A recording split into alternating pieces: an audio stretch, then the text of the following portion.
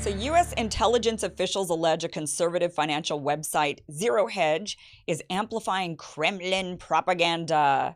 Zero Hedge, which boasts 1.2 million followers on Twitter, has been accused of publishing articles created by Moscow-controlled media.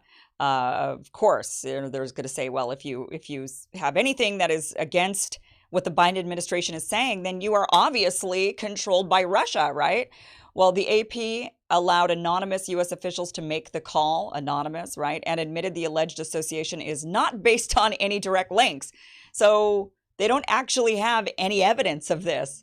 Zero Hedge responded to the allegations by publishing an article that reads, well, now we've done it. We've angered the CIA, and for what? For publishing views that challenge the conventional narrative, such as disputing that an invasion of Ukraine is actually imminent, as the U.S. State Department and its mainstream media conduits repeat day after day, or that the COVID virus was actually created in a Chinese lab. They continued saying, of course, there's no actual accusation that Zero Hedge works directly with anyone tied to Russia or its intelligence apparatus. As the AP admits, officials did not say whether they thought Zero Hedge knew of any links to spy agencies and did not allege direct links between the website and Russia, which is correct because, and we will repeat this once and again for the record and for all future similar hit piece attempts to smear us, this website has never worked, collaborated, or cooperated with Russia, nor are there any links to spy or any other agencies. Instead, all the AP notes citing some unnamed intelligent officials is what they said. So, yeah, just smear your enemies, right? They're either racist or they're Russians. Zero Hedge says the officials were unhappy about the guest posts that were on the site about Ukraine from the Strategic Culture Foundation, which U.S. intelligence officials allege, again, so they're alleging that this Strategic Cultural Foundation takes direction from the SVR, the Russian Foreign Intelligence Service. So they allege this without any information, but they say, we know you are actually working with the Russians. And so then anybody you contact must be working with the Russians because you're working with the Russians. So the Biden administration sanctioned the foundation last year for allegedly taking part in Russia's interference in the 2020 U.S. election. Did they have evidence of it? Recent articles listed as authored by the foundation and published by Zero Hedge include the headlines, NATO sliding towards war against Russia in Ukraine, Americans need a conspiracy theory they can all agree on, and Theater of Absurd, Pentagon demands Russia explain troops on Russian soil. So if you go to Zero Hedge's Twitter account now and click on the link to their website from their bio, there's now this warning label. Here's the warning label. There it is. Here's this warning label that Twitter put on the link to their website saying it may be spammy or unsafe. Yeah, so really unsafe for you to go and look at a website because you might read something that you agree with that goes against the narrative. And then what? That is unsafe. That is unsafe because you need to be agreeing with Biden no matter what. And you cannot hear alternative viewpoints. You cannot hear other information. And even if those guest posts did come from Russian SVR, if it did come from the Russian government, shouldn't you be allowed to hear what the Russian government has to say about what Biden's claiming? Shouldn't we hear both sides? I mean, Biden is sitting there saying Russia's going to go to war, Russia's going to invade. Well, I would like to hear what the Russians have to say too. That I feel like is my right as an American if I'm going to be funding this war and potentially sending off some of my family members to it. Right? I mean, wouldn't I want to know what Putin has to say? Why is that considered dangerous? Oh, you can't hear that. You can't hear what they have to say. You can only hear us and that's it. So, of course, the left is not coming to the defense of this site. They're the ones trying to take down the site. You know, how dare this site promote any anti-war rhetoric and engage in free speech in some kind?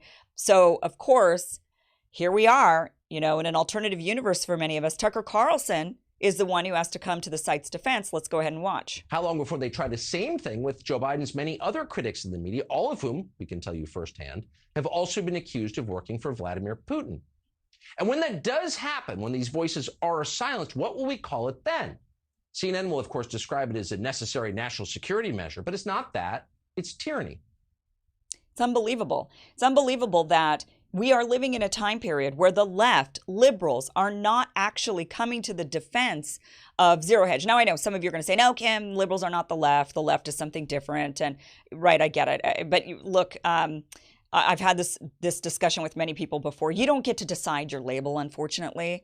Other people get to decide. The majority gets to decide the label. So you might call yourself a leftist, and you might be anti-war. You might be for a variety of things that traditionally people on the left claimed to be for. But when the label gets co-opted by everybody else who is pro-war, and you continue to say, no, I'm the left, they're not the real left, I just think you've lost that.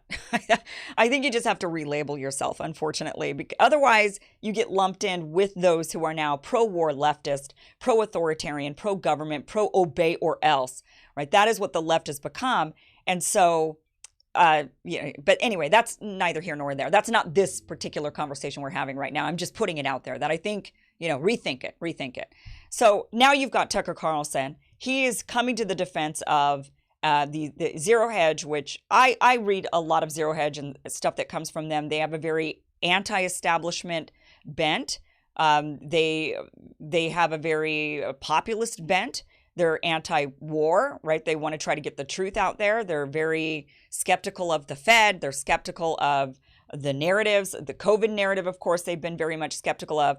And so they're labeled as Russian, apparently, right-wing racist, I'm sure. And Tucker Carlson comes to their defense. Where is the left on all of this? Where are the liberals on all of this? Why are they remaining mum? Why are they, no, you need to be pro-war with Russia or you're not a liberal.